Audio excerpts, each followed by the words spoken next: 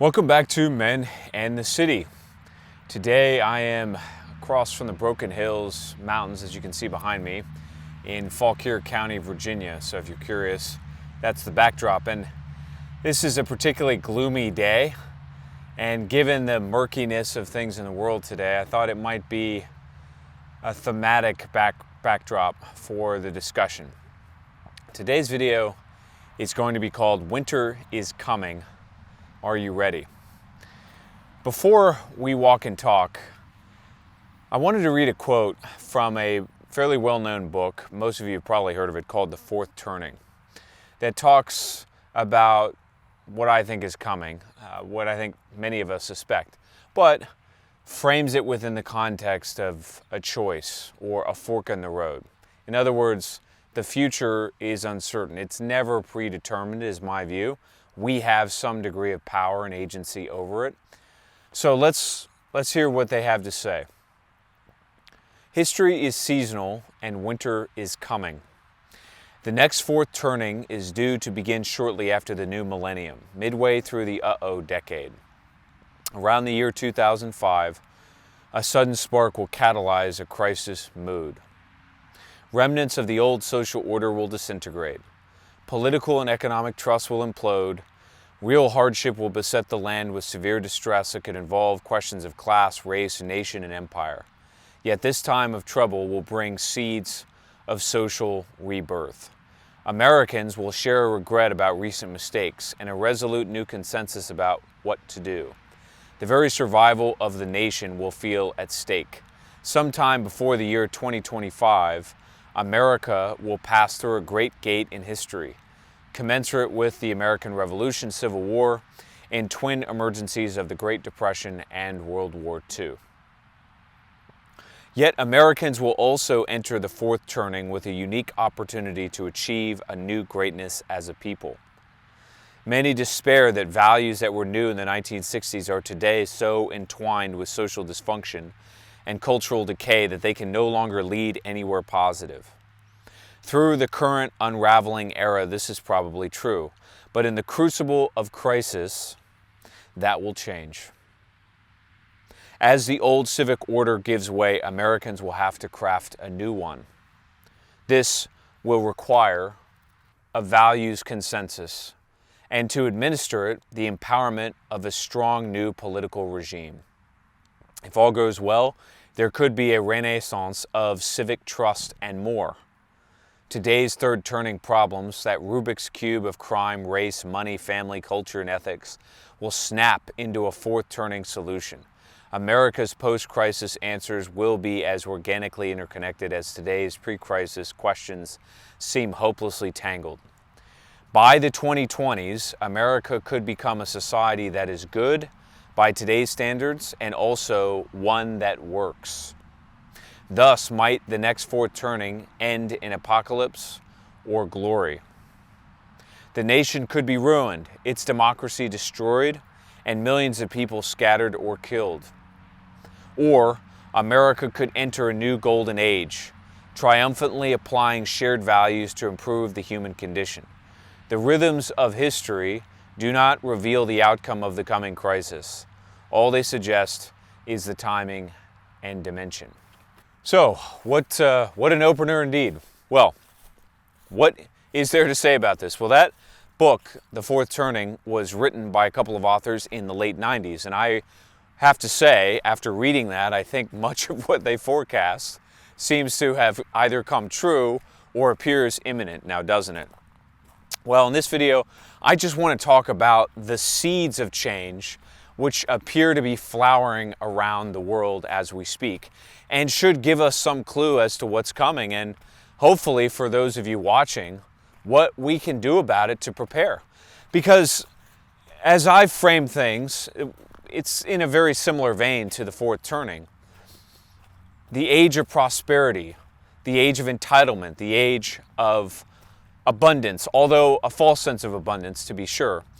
An age of the feminine in which we ignore problems and we circumvent core issues to accommodate or to satiate people rather than addressing problems in a resolute manner. Of course, what that does is it builds these problems up until they pop. And that's what usually catalyzes the beginning of a new epoch or a new age. And I've called that the Age of Scarcity.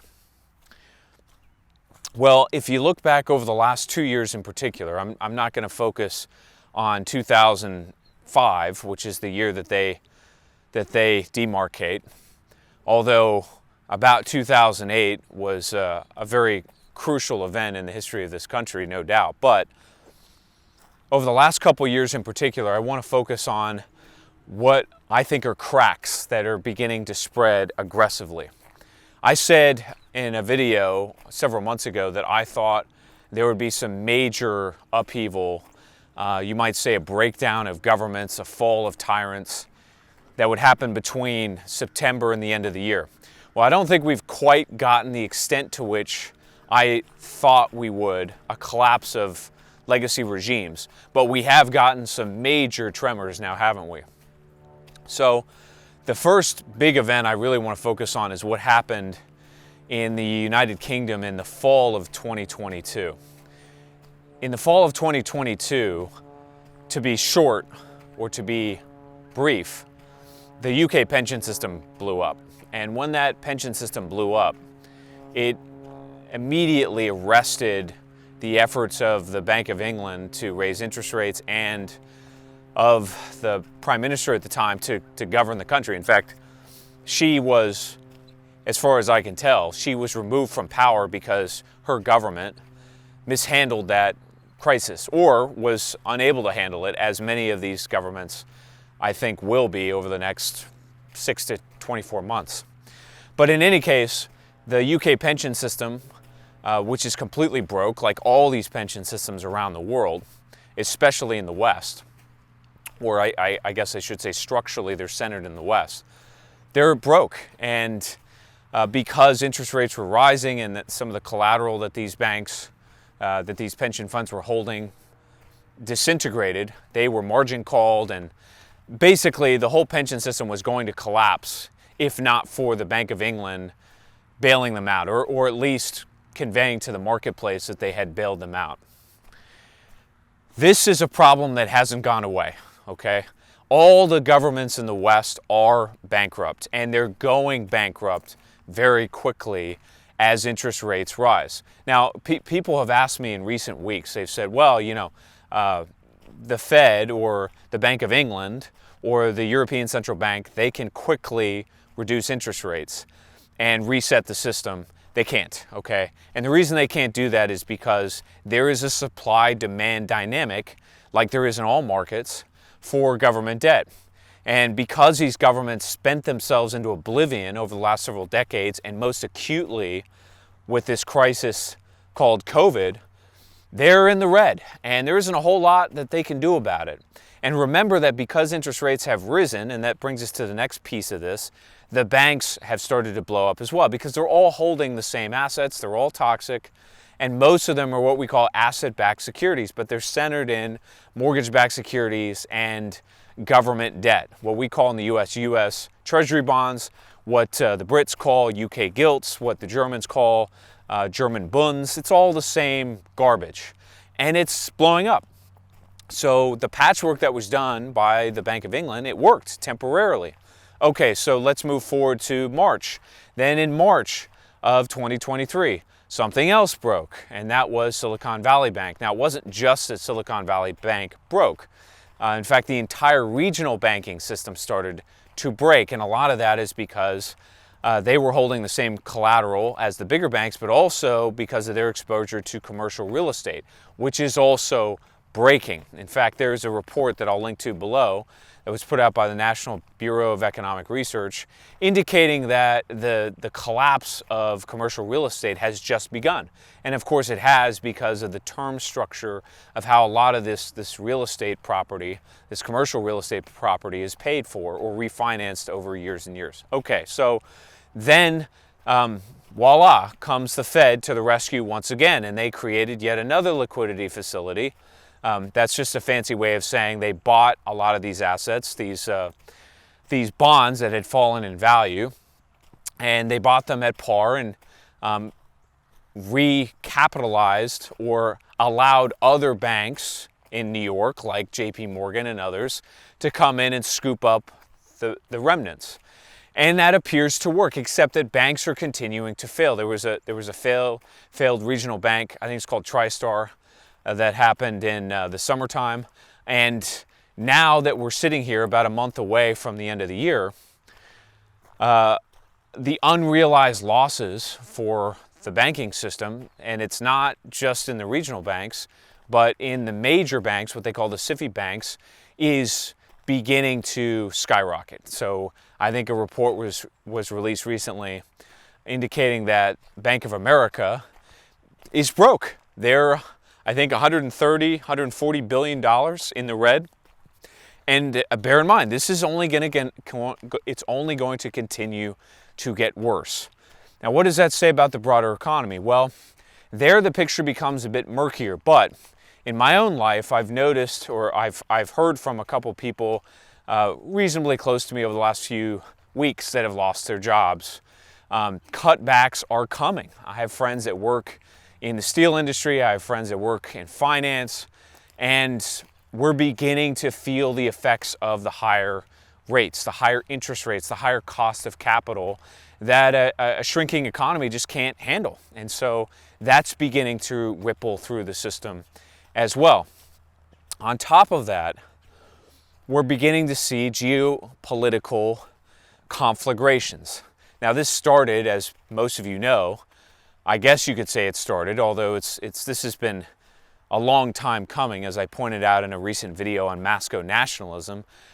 Much of what we're feeling now in terms of these geopolitical conflagrations started 10 or 20 years ago. Well, we're beginning to feel those effects. And the war in Ukraine was the first major tremor. And it looks like that is a war that the West has categorically lost. The borders of that country are going to be redrawn. The population of Ukraine has been completely destroyed, very tragically. And the Russians are moving to reclaim, as they see it, a part of Mother Russia, which started in Kiev and Rush. So there's that geopolitical conflagration. The next one, of course, happened this October. This harrowing attack by Hamas in Israel. But the reaction to that attack is what's key. The Israelis are invading, displacing, and killing large numbers of Arabs, large numbers of Palestinians living in Gaza, who, whether you like them, hate them, or otherwise, they have no place to go. And this is enraging. This is stoking the fires of animus against Israel around the world. In fact, for all intents and purposes, the only major ally that backs that country anymore is the United States. And I don't think that the Israelis fully understand that. They think that the whole West backs them. I don't think they do.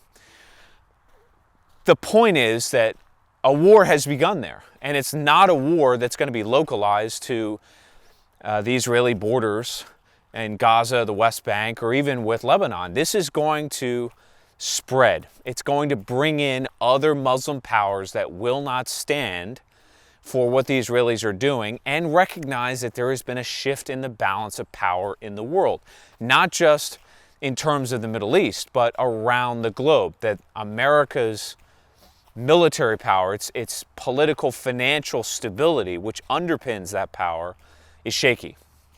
So that's yet another conflagration. And of course, you hear in the press lots of talk about what's going on in South Asia in terms of this fencing between the Chinese government and the US and so forth. I think that that's rather overblown, but nonetheless, that's another geopolitical fault line that could get dicey. So if you add all of these things up, there are cracks in the system. There are vulnerabilities that are beginning to fester, that are beginning to spiral out of control. What about domestically in the U.S.? Well, I think the situation in the United States today is explosive. Many of you probably saw, or at least heard of, Elon Musk's interview with Andrew Ross Sorkin on CNBC. If you haven't seen it, I'll link to it below. You should watch it. Elon Musk, whether you like him or hate him, is mounting a growing offensive against not just the legacy media, but the legacy power structure dominated by globalists in the United States. And he, during the interview, was challenged on Twitter in particular why he sent certain tweets out. But more than anything, he was asked, well, why don't you just capitulate like everybody else to advertisers? I mean, don't you respond to the same incentives and disincentives as everybody else? In other words, can't you just be bribed? And his outburst, which was vulgar and I think highly appropriate, was in defiance. He said, no, you're not going to extort me. You're not going to bribe me. And I emphasize this story in particular because when these transitional points come, when these big turnings come, and just to be clear, the fourth turning is a focus on, I think it's 2 decades at a time, that nations churn. They go through this cyclical process. And that takes on various forms, and it can be unpredictable, but it appears to be a fairly consistent theme around the world and throughout history. But when these transitional periods occur, you get a shift in the ethos. You get a shift or a permutation in the way people approach the world, in the way they think about the world. And that makes them unpredictable. It makes events hard to foresee and out of control. And ladies and gentlemen, we have entered into that environment, and that brings a kind of turbulence, especially when you're ending a period or an age of abundance, as I call it. Because remember, the age of abundance is not just about money, it's about institutions, it's about the power structure, it's about control. And for my money, as I've explained to many of you on this channel before, and in some interviews that I've done, the power structure today is emaciated, it's anemic, it's bankrupt. It's not just that it's bankrupt monetarily, it's that the elites have atrophied. They're not these capable Bond villains that many people insist. It simply isn't true. And when the public begins to figure out the extent to which it's not true, there's going to be panic. There's going to be real concern. And that means that winter is coming, that hard times are here. And hard times are necessary because that's when the real work of society or of civilization is done, the work to reset, to rebuild, to reorganize systems. And that is the period, that is the phase that we're in, folks. We're going into a new environment, a new era in which everything is going to change. Our political systems, our socioeconomic systems. I wrote an essay recently about the sex cycle, which is a reference to J.D. Unwin. That sex cycle, which begins with this breakdown of marriage and the liberalization of female sexuality, that is going to change seismically. So how do we get through this? How do we survive if, in fact, I'm right and we're going to go through the gauntlet? We're going to trod or sluggishly crawl through glass like a crucible. How do we get through that process? Well, you need to adjust, you need to adapt your mental framework. In other words, a lot of the built-in assumptions that many people have relied upon for a number of years, decades even, those paradigms are breaking down. I'll give you one right off the bat. The reliability, the trustworthiness of banks, or the belief that the FDIC is going to protect you. Folks, take it from me. Now is the time to do your due diligence. Now is the time to pay attention to where your money is, what banks you're using, how your accounts are allocated, to make sure that you're as liquid as possible. In other words, that you have access to your money. Now's the time to understand that food prices, energy prices, those things are likely going to go up and may go up substantially. Whereas your net worth will likely come down because asset prices are going to come down, meaning stocks and bonds and houses and businesses will probably lose value as the economy and the broader financial system begins to really crumble or demolition. So you need to pay keen attention to these things. You need to stay engaged as much as possible. And I'll put some resources in the description below that can help you better scrutinize what's happening financially, because that, to me, that's the fulcrum point. That's really where this whole thing is going to come apart. At the same time, a new sense of community is coming, a new sense of awareness. And again, the evidence for this, I think, is clear. It's legion. You see it in the manosphere. You see it in the red pill community. You see it on Twitter. You see it on TikTok. People and their awareness is growing, and new alliances are forming. What can you do in this regard? Well, you can reach out to other people. You can talk to people about these things. It is a dangerous time right now. I know that. And you have to be very judicious with respect to your inner circle. But there are other people that are paying attention. There are others like you that are thinking things through and trying to do what's best for their family and their friends, so forth and so on. So including others, or being open to the idea that you can bond with others on these issues, that's crucial, especially as new communities form. You also need to have an emergency plan. So if things do get out of control, have a place to go. You know, a lot of people have summer homes, or they have these little timeshares here and there. You know, just think through, hey, if the banks that we're using in our local area, if they blow up, where can we go? With whom can we speak? What about food and supply chains? How could those possibly be affected by things that are coming? These are questions that you need to ask, and it's going to be peculiar to your situation. Things locally in your area may look radically different from the way they do in mine, but try to think through how you may be affected, and that will help you formulate a plan to deal with it. Last thing I want to say on this video, which has gone a little bit too long, but if you are mentally and otherwise prepared for spectacular change, if you're open to the possibility that an inversion of life is coming, as I've talked about on this channel before, the hardship, the scarcity that I've talked about may not be your experience. It may be a time of tremendous prosperity, abundance, and security for you.